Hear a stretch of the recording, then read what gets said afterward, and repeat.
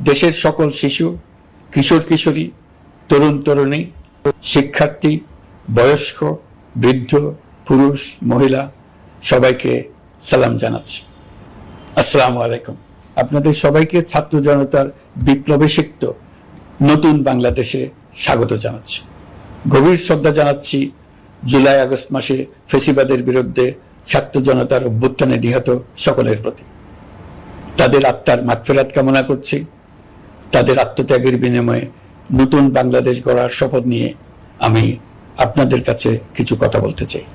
শরণার্থীকালের ভয়াবহ বন্যায় যারা মৃত্যুবরণ করেছেন, যারা অসুস্থ হয়ে পড়েছেন বা যারা সর্বস্ব হারিয়েছেন, যারা দুঃসহ জীবন যাপন করছেন, তাদের স্মরণে রেখে আজকের কথাগুলো বলছি। বন্যা দুর্গতদের জীবন দ্রুত স্বাভাবিক করার জন্য যাবতীয় উদ্যোগ সরকারি বেসরকারি পর্যায়ে নেবার আয়োজন করেছি। ভবিষ্যতে সকল ধরনের বন্যা প্রতিরোধে আমাদের আভ্যন্তরীণ এবং প্রতিবেশীদের সঙ্গে যাতে যৌথভাবে নেওয়া যায় সে আলোচনা শুরু করেছে।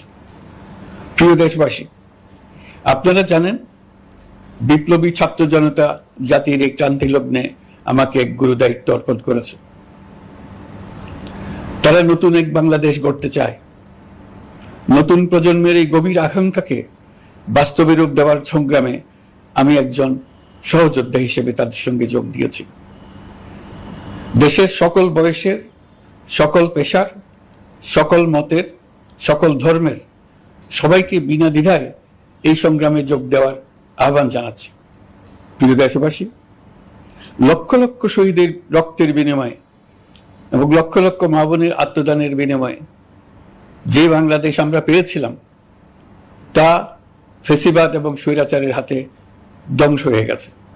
আপনারা দেখেছেন আমাদের প্রতিটি প্রতিষ্ঠানকে তারা কিভাবে শেষ করেছে। দেশের রন্ধ্রে রন্ধ্রে ঢুকে গেছে দুর্নীতি।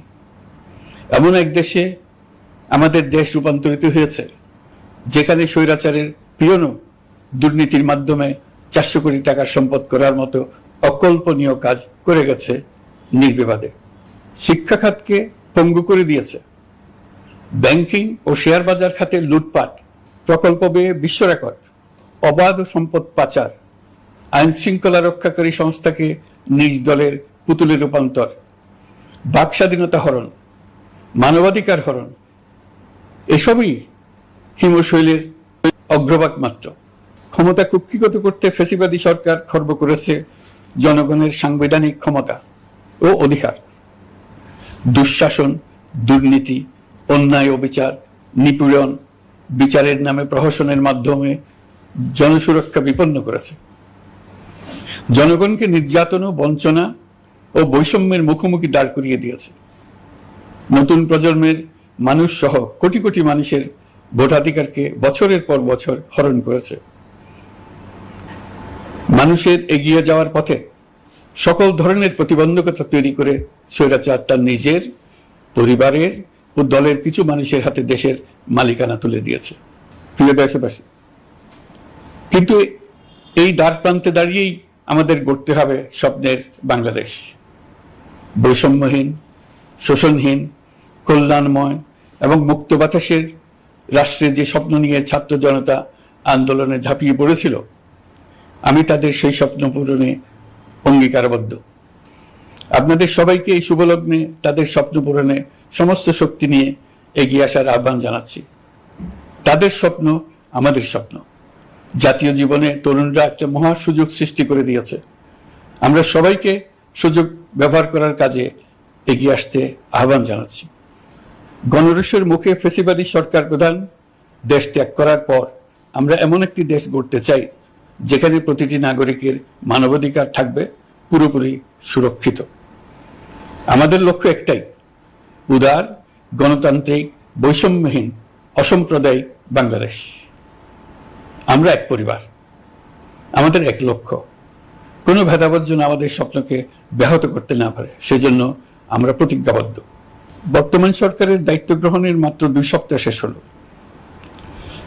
কর্মযাত্রার প্রথম পর্যায়ে রাষ্ট্র সংস্কারের কাজে আপনাদের কাছ থেকে যে সমর্থন পাচ্ছি সেজন্য আন্তরিক ধন্যবাদ। আমরা অনুধাবন করছি যে আমাদের কাছে আপনাদের প্রত্যাশা অনেক। এই প্রত্যাশা পূরণে আমরা বদ্ধপরিকর। যদিও দীর্ঘদিনের গণতন্ত্রহীনতা, 15 বছরের ফ্যাসিবাদী শাসন ব্যবস্থা প্রায় প্রতিটি ক্ষেত্রেই আমাদের জন্য পর্বতসম চ্যালেঞ্জ রেখে গিয়েছে, কিন্তু এই চ্যালেঞ্জ গ্রহণে আমরা প্রস্তুত। আজ আমি সরকারের পক্ষ থেকে আপনাদের দোয়া ও সহযোগিতা কামনা করতে আপনাদের সামনে এসেছি। শুধু আমি বলবো, আপনাদের একটু ধৈর্য ধরতে হবে। এখনই সব দাবি পূরণ করার জন্য জোর করা, প্রতিষ্ঠানে ঢুকে ব্যক্তিবিশেষকে হুমকির মধ্যে ফেলা, মামলা গ্রহণের জন্য চাপ সৃষ্টি করা, বিচারের জন্য গ্রেফতারকৃত ব্যক্তিকে আদালতে হামলা করে আগেই এক ধরনের বিচার করে ফেলার যে প্রবণতা, তা থেকে বের হতে হবে। ছাত্র জনতার বিপ্লবের গৌরব ও সম্ভাবনা এসব কাজে ম্লান হয়ে যাবে। নতুন বাংলাদেশ গড়ার প্রচেষ্টা হতে ব্যাহত হবে। রাতারাতি এই পরিস্থিতি থেকে উত্তরণ কঠিন। নড়বড়ে এক কাঠামো, আমি বরং বলবো জনস্বার্থের বিপরীতমুখী এক কাঠামোর উপর দাঁড়িয়ে আমাদেরকে দেশ পুনর্গঠনের কাজে হাত দিতে হয়েছে। আমরা এখান থেকেই বাংলাদেশকে এমনভাবে করতে চাই যেন এদেশে জনগণই সত্যিকার অর্থে সকল ক্ষমতার উৎস হয়, বিশ্ব দরবারে একটি মানবিক ও কল্যাণকর রাষ্ট্র হিসেবে সমাদৃত হয়। তরুণ প্রজন্ম, শিক্ষার্থী ও জনতার আত্মত্যাগের প্রতি সম্মান জানাতে রাষ্ট্র সংস্কারের কাজে সফল আমাদের হতেই হবে, এর আর কোনো বিকল্প নেই।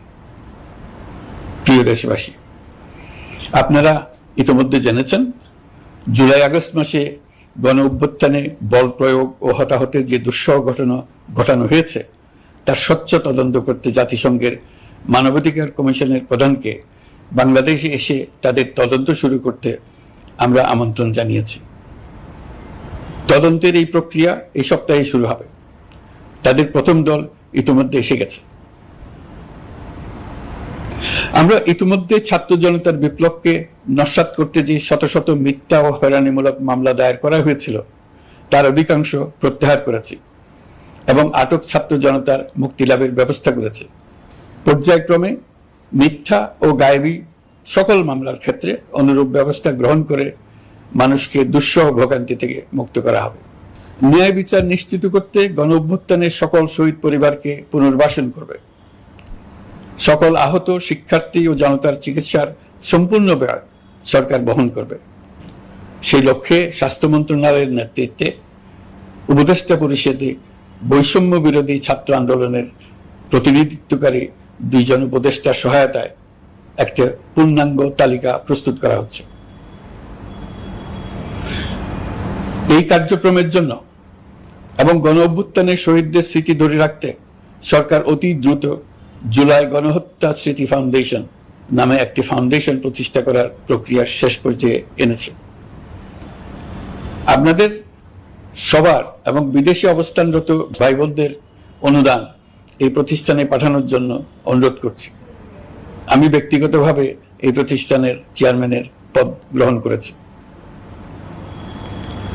প্রিয় দেশবাসী, আপনারা লক্ষ্য করেছেন দায়িত্ব গ্রহণ করেই আমাদেরকে আইন শৃঙ্খলা অঙ্গনে অস্থির পরিস্থিতি সামাল দিতে হয়েছে। আপনাদের সহযোগিতা ও সমর্থনে দেশপ্রেমিক সকল আইন শৃঙ্খলা রক্ষাকারী বাহিনী কাজে যোগ দিয়েছে। ফ্যাসিবাদী সরকার প্রশাসনের চরম দলীয়করণ করার ফলে বিপুল সংখ্যক কর্মকর্তা কর্মচারী দীর্ঘদিন বৈষম্যের শিকার হয়েছেন। আমরা ইতিমধ্যে সংশোধনমূলক ব্যবস্থা গ্রহণ করতে আরম্ভ করেছি, তবে প্রশাসনকে গতিশীল রাখতে এবং একই সাথে সুনির্দিষ্ট পদ্ধতি অনুসরণ করে সঠিক সিদ্ধান্তে উপনীত হতে সময় প্রয়োজন। সেজন্য সকলকে ধৈর্য ধরার অনুরোধ করছি। প্রশাসনের সকল ক্ষেত্রে প্রতিষ্ঠানগুলো যেন জনগণের আস্থা ফিরে পায়, সেটি আমাদের অন্যতম উদ্দেশ্য। লুটপাট ও দুর্নীতির আখড়ায় পরিণত করা ব্যাংকিং খাতে সুশাসন নিশ্চিত করার জন্য আমরা উদ্যোগ নিয়েছি। এই খাতে দক্ষ জনবল নিয়োগ দেওয়া হচ্ছে। ব্যাংকিং খাতে শৃঙ্খলা স্থাপন, ব্যবসা বাণিজ্যে সহায়ক পরিবেশ তৈরি এবং জনগণের জীবনযাপন সহজ করতে নিত্য প্রয়োজনীয় দ্রব্যমূল্য ও মূল্যস্ফীতি নিয়ন্ত্রণে আনার আমরা উদ্যোগ সচল করেছি। ব্যাংকিং খাতে দীর্ঘমেয়াদী সংস্কারের জন্য ব্যাংক কমিশন গঠন করা হবে। আর্থিক খাতে সার্বিক পরিস্থিতি ও সংস্কার বিষয়ে একটি রূপকল্প তৈরি করা হবে, যা দ্রুত জনসমক্ষে প্রকাশ করা হবে। শেয়ার বাজার, পরিবহন খাত সহ যেসব ক্ষেত্রে চরম বিশৃঙ্খলা বিরাজ করছে তা নিরসনের দ্রুত পদক্ষেপ নেওয়া হচ্ছে। বিচার বিভাগকে দুর্নীতি ও দলীয় প্রভাব মুক্ত করতে কার্যক্রম শুরু হয়েছে। একটি সুনির্দিষ্ট প্রক্রিয়ার মধ্য দিয়ে বিচার বিভাগের স্বাধীনতা ও জবাবদিহিতা নিশ্চিত করার উদ্যোগ নেওয়া হয়েছে। ফ্যাসিবাদী সরকারের বিচার বহির্ভূত হত্যাকাণ্ড, গুম, খুন, অপহরণ এবং আয়নাঘরের মতো চরম ঘৃণ্য সকল অপকর্মের ন্যায় বিচার নিশ্চিত করা হবে। এসব অপকর্মের সঙ্গে জড়িত সকলের বিচার নিশ্চিত করা হবে। তালিকা প্রস্তুত করে মিথ্যা মামলা প্রত্যাহার করা হবে। দুর্নীতি ও সম্পদ পাচারের বিচার করা হবে। আইন শৃঙ্খলার ক্ষেত্রে জনমুখী ও দলীয় প্রভাবমুক্ত জবাবদিহিমূলক কাঠামো সৃষ্টির লক্ষ্যে পুলিশ কমিশন গঠন করা হবে। জাতিসংঘের তদন্ত প্রতিবেদন, দায়িত্বপ্রাপ্ত সকল সংস্থা ও জনগণের সাথে মত বিনিময়ের মাধ্যমে কমিশনের নেতৃত্বে প্রয়োজনীয় সংস্কার করা হবে। বাংলাদেশকে আর কোনোদিন কেউ যেন কোনো পুলিশি রাষ্ট্রে পরিণত করতে না পারে তার ব্যবস্থা করা হবে। তথ্যের অবাধ প্রবাহ ও গণমাধ্যমের স্বাধীনতা নিশ্চিত করা হবে। ফ্যাসিবাদী সরকার গণমাধ্যমের উপরও দলীয়করণ ও নির্যাতনের বোঝা চাপিয়েছিল। জনগণের তথ্যের অধিকার নিশ্চিত করতে আমরা প্রতিশ্রুতিবদ্ধ। তথ্যের প্রবাহে বিদ্যমান আইনি ও অন্যান্য বাধা অপসারণ করা হবে। মত প্রকাশের স্বাধীনতা বাধাগ্রস্ত করে এমন সব আইনের নিপীড়নমূলক ধারা সংশোধন করা হবে। ইতিমধ্যে এই ধরনের আইনগুলো চিহ্নিত করে এই প্রক্রিয়া শুরু করা হয়েছে।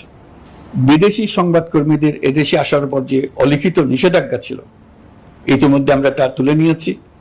বিদেশি সাংবাদিকদের দ্রুত ভিসা দিতে সংশ্লিষ্ট কর্মকর্তাদের নির্দেশ দেওয়া হয়েছে। আমরা আশা করি পরিবর্তিত পরিস্থিতিতে গণমাধ্যম কর্মীরা নিরপেক্ষ সাংবাদিকতা চালিয়ে যাবেন। শিক্ষাক্ষেত্রে চরম নৈরাজ্য প্রতিষ্ঠিত করে গেছে বিগত সরকার। আমরা তার পূর্ণাঙ্গ সংস্কারের উদ্যোগ নেব। এটা আমাদের অন্যতম অগ্রাধিকার। আপনারা জানেন, দায়িত্ব গ্রহণের পর দ্রুততম সময়ের মধ্যে সকল শিক্ষা প্রতিষ্ঠান খুলে দেওয়া হয়েছে। শিক্ষার্থীদের জন্য সৃজনশীল, নিরাপদ ও ভীতিমুক্ত পরিবেশ নিশ্চিত করা আমাদের অঙ্গীকার। একই সাথে পাঠ্যক্রমকে যুগোপযোগী করার কাজও দ্রুত শুরু করা হবে।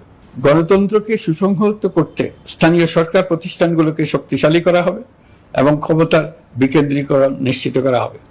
ছাত্র জনতার গণঅভ্যুত্থানকে সফল পরিণতি দিতে প্রশাসন, বিচার বিভাগ, নির্বাচন কমিশন ও নির্বাচনী ব্যবস্থা, আইন শৃঙ্খলা খাত এবং তথ্য প্রবাহে প্রয়োজনীয় সংস্কার সম্পূর্ণ করে অবাধ ও সুষ্ঠু অংশগ্রহণমূলক নির্বাচন আয়োজন করা হবে। এর লক্ষ্য হবে দুর্নীতি, লুটপাট, গণহত্যার বিরুদ্ধে একটি জবাবদিহিতামূলক রাজনৈতিক বন্দোবস্তের সূচনা। বর্তমান সরকার দুর্নীতির বিরুদ্ধে স্পষ্ট অবস্থান গ্রহণ করেছে। আমাদের সকল উপদেষ্টা দ্রুততম সময়ের মধ্যে তাদের সম্পদের বিবরণ প্রকাশ করবেন। পর্যায়ক্রমে এটা সকল সরকারি কর্মকর্তাদের ক্ষেত্রেও নিয়মিত এবং বাধ্যতামূলক করা হবে। রাষ্ট্রীয় পর্যায়ে দুর্নীতির বিরুদ্ধে ব্যবস্থা গ্রহণে সংবিধানের ৭৭ অনুচ্ছেদে প্রতিশ্রুত ন্যায়পাল নিয়োগে অধ্যাদেশ প্রণয়ন করা হবে।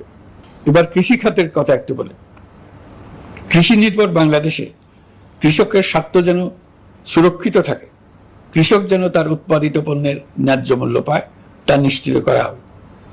প্রবাসী শ্রমিকরা যেভাবে বৈষম্য বিরোধী ছাত্র জনতার আন্দোলনকে সমর্থন দিয়েছে, মুক্তিকামী জনগণ তা কৃতজ্ঞ চিত্তে স্মরণ করে। তাদের প্রতি সকল পর্যায়ে সম্মানজনক আচরণ নিশ্চিত করা হবে। বাংলাদেশের স্বাস্থ্য খাত অন্যতম দুর্নীতিগ্রস্ত খাত। জনগণের জন্য পর্যাপ্ত স্বাস্থ্যসেবা নিশ্চিত করার লক্ষ্যে স্বাস্থ্য খাতে প্রয়োজনীয় সংস্কার করা হবে। এই খাতে সংশ্লিষ্ট সকলকে জবাবদিহিতার আওতায় আনা হবে।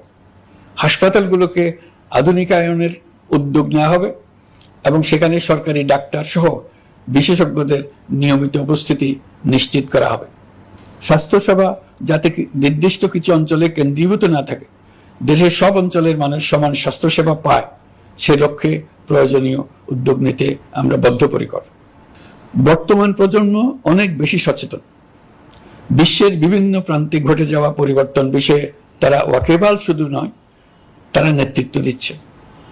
তারা যে উন্নয়নের স্বপ্ন দেখে তা টেকসই এবং পরিবেশ বান্ধব, প্রকৃতি ধ্বংসকারী উন্নয়ন নয়। শুধু জিডিপি একটি দেশের উন্নয়নের মাপকাঠি হতে পারে না। নদী নালা খাল বিল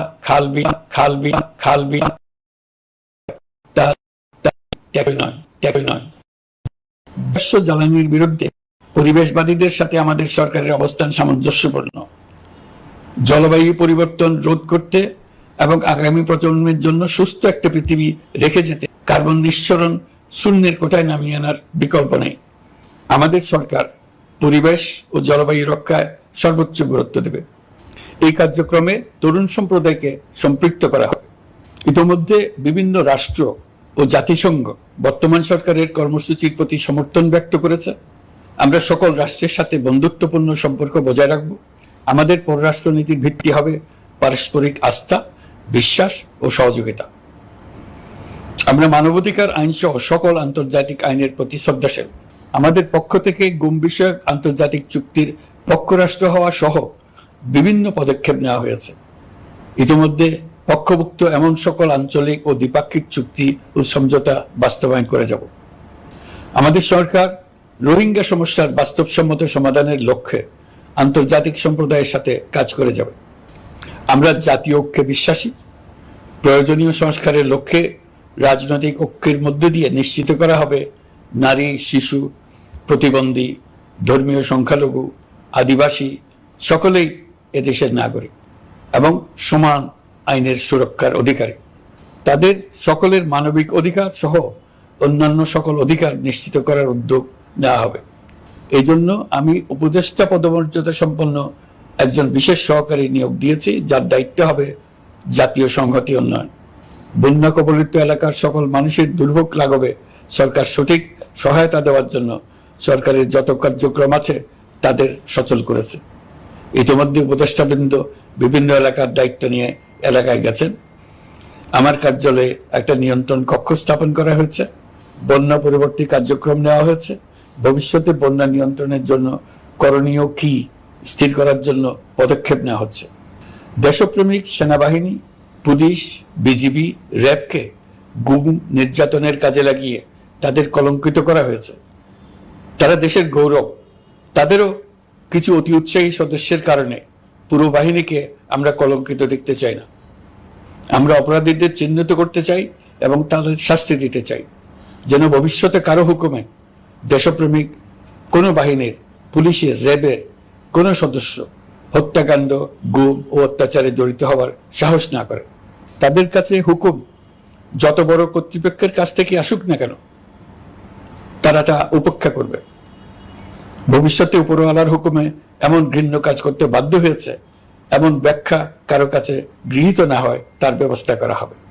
আমি দেশরক্ষা বাহিনী, পুলিশ বাহিনী এবং অন্যান্য সহল বাহিনীকে নির্দেশ দিয়েছি তারা তাদের মধ্যে যারা হত্যাকাণ্ড, গুম, খুন বা শারীরিক মানসিক অত্যাচারে সরাসরি জড়িত তাদের চিহ্নিত করে বিচারের ব্যবস্থা করতে। যারা গুম হয়েছে, হত্যার শিকার হয়েছে তাদের তালিকা প্রস্তুত করতে। তাদের পরিবার সমূহকে সান্ত্বনা দেওয়ার ভাষা আমার নাই। তাদের জীবনে শান্তি ফিরিয়ে আনতে আমরা প্রচেষ্টা অব্যাহত রাখব। আমি সকল দেশরক্ষা বাহিনী ও আইন শৃঙ্খলা বাহিনীকে তাদের উপর জনগণের সম্পূর্ণ আস্থা ফিরিয়ে আনতে সকল পদক্ষেপ গ্রহণ করতে নির্দেশ দিয়েছি। গত 15 বছরের দুর্নীতি, অর্থ পাচার ও জনস্বার্থ বিরোধী চুক্তি স্বাক্ষর, প্রকল্পের নামে লুটপাট ইত্যাদি তথ্য নিয়ে একটি শ্বেতপত্র প্রণয়নের জন্য আমি ইতিমধ্যে একটি কমিটি গঠন করেছি।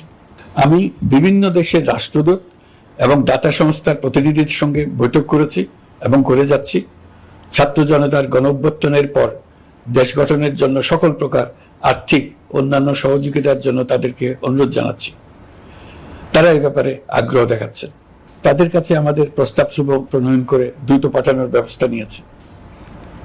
তাদেরকে অনুরোধ জানিয়েছে তারা যেন পরিস্থিতির কারণে অতি দ্রুত অর্থ ছাড় করার ব্যবস্থা নেন।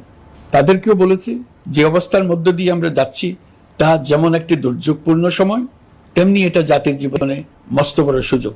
এই সুযোগকে যেন আমরা পূর্ণভাবে কাজে লাগাতে পারি, সেই জন্য তাদের সহযোগিতা চেয়েছে।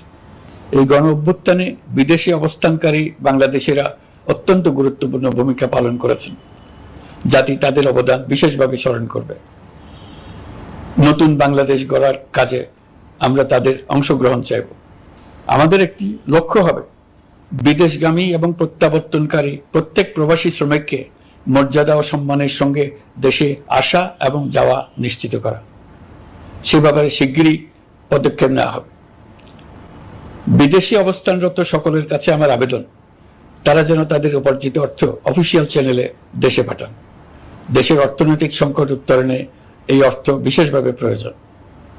কি কি ব্যবস্থা নিলে তাদের জন্য অফিসিয়াল চ্যানেলে অর্থ পাঠানো সহজ হবে সেটা সম্বন্ধে আমরা তাদের পরামর্শ নেব। সারা দেশ ঘুষের মহাসমুদ্রে নিমজ্জিত। কিভাবে ঘুষ থেকে আমরা মুক্ত হতে পারি তার জন্য আমাদের পরামর্শ দেন।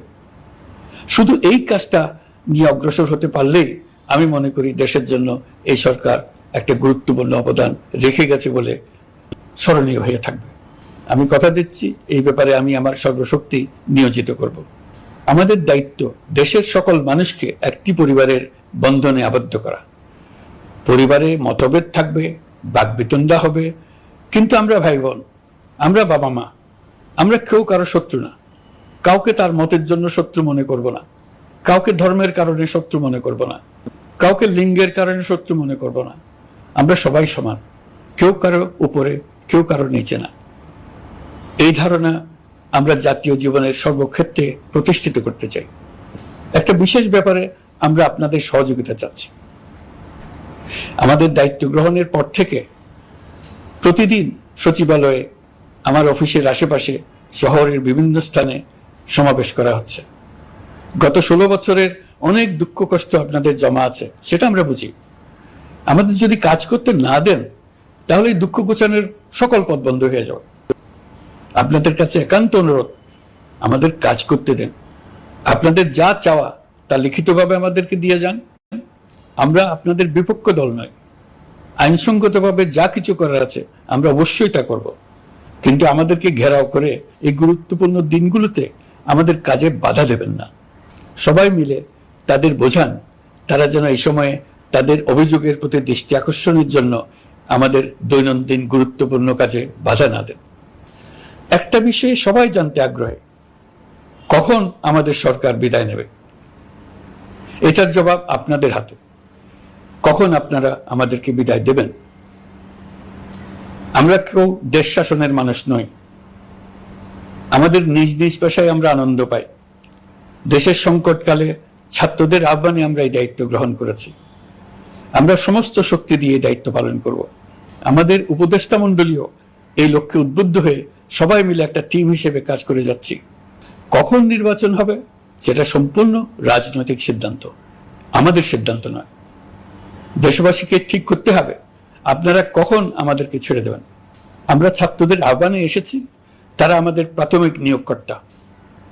দেশের আপামর জনসাধারণ আমাদের নিয়োগ সমর্থন করেছে। আমরা ক্রমাগতভাবে সবাইকে বিষয়টি স্মরণ করিয়ে যাব, যাতে হঠাৎ করে এই প্রশ্ন উত্থাপিত না হয় আমরা কখন যাব। তারা যখনই বলবে আমরা চলে যাব। আমরা সংস্কারের অংশ হিসেবে নির্বাচন কমিশনকেও সংস্কার করব। কমিশনকে যে কোনো সময় আদর্শ নির্বাচনের জন্য প্রস্তুত রাখব। আমরা বিভিন্ন সংস্কারের কাজ শুরু করেছি। দেশবাসীকে অনুরোধ করব একটা আলোচনা শুরু করতে। আমরা সর্বনিম্ন কি কি কাজ সম্পূর্ণ করে যাব, কি কি কাজ মোটামুটি করে গেলে হবে। এই আলোচনার মাধ্যমে আমরা একটা দিক নির্দেশনা পেতে পারি। তবে চূড়ান্ত সিদ্ধান্ত রাজনৈতিক সিদ্ধান্ত, সেটা রাজনৈতিক আলোচনা থেকেই আসবে। এই দিক নির্দেশনা না পেলে আমরা দাতা সরকার এবং আন্তর্জাতিক অর্থনৈতিক প্রতিষ্ঠানসমূহের সঙ্গে আলোচনায় দৃঢ়তার সঙ্গে অগ্রসর হতে পারছি না। আমি নিশ্চয়তা দিচ্ছি, আমরা আমাদের পক্ষ থেকে মেয়াদ বৃদ্ধির কোনো প্রশ্ন তুলব না।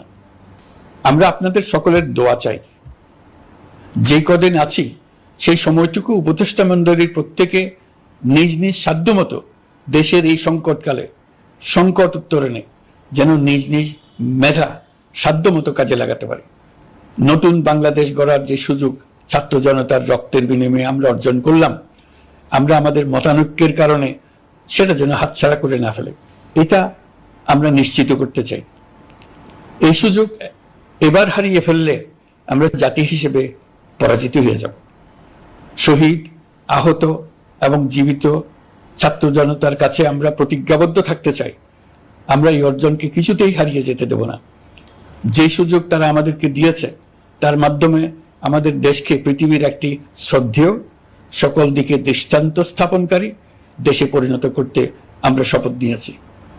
সবশেষে আবারও আমাদের দেশের সকল মানুষ, শিশু, কিশোর কিশোরী, তরুণ তরুণী, বয়স্ক, বৃদ্ধ, নারী, পুরুষ সবার কাছে দোয়া চাইছি যেন আমরা আমাদের সকলের স্বপ্ন বাস্তবায়নে সফল হই।